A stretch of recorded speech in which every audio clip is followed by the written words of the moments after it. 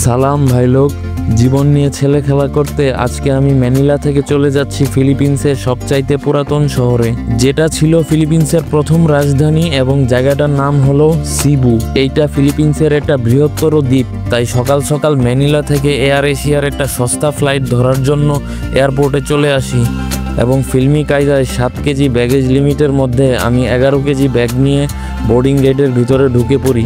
বোর্ডিংয়ের জন্য যখন অপেক্ষা করতেছিলাম তখন ঘটনাক্রমে এক অস্ট্রিয়ান সোলো ট্রাভেলারের সাথে দেখা হয়। সেও সিবু যাচ্ছে এবং কাকতালীয়ভাবে আমাদের সিটও পাশাপাশি পড়ে যায়। তার নাম তামি, সে অস্ট্রিয়ার ভিয়েনাতে একজন সফটওয়্যার ইঞ্জিনিয়ার। তারপর তামির সাথে ফ্লাইটে উঠে পড়ি। তামির সিট জানালার পাশে হওয়ায় সে মোবাইল দিয়ে কিছু ভিডিও করে দিল আমাকে। সিবু এয়ারপোর্টে পৌঁছানোর পর আমার ব্লগের জন্য কিছু ফুটেজ দিতে চাইলো তামি, যেটা হলো anything about Hi, welcome to Philippines. We just arrived here in Cebu. Lovely weather, sun is shining.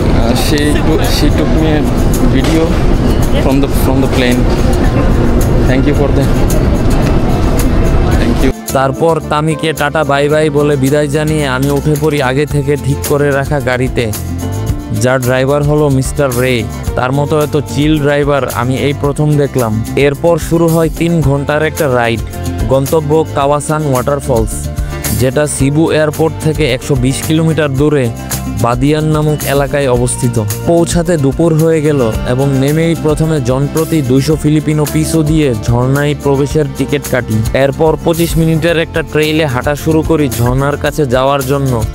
200 পিসোর টিকিটে আছে ঝর্ণায় এন্ট্রি, ওয়াশরুম এবং বাধ্যতামূলক লাইফ জ্যাকেট, যেটা ছাড়া কেউ ঝর্ণায় নামতে পারবে না।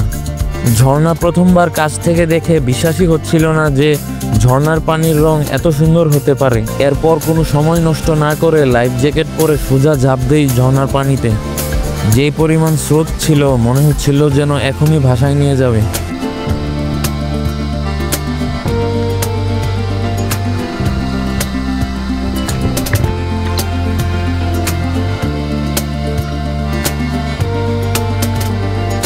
ইচ্ছামতো ঝর্ণার পানিতে ঘন্টাখানেক ডুবালাম। তারপর পানিতে শুয়ে শুয়ে যখন মেডিটেশন করতেছিলাম তখন সিদ্ধান্ত নিলাম জীবন নিয়ে ছেলে খেলা চলমান থাকবে।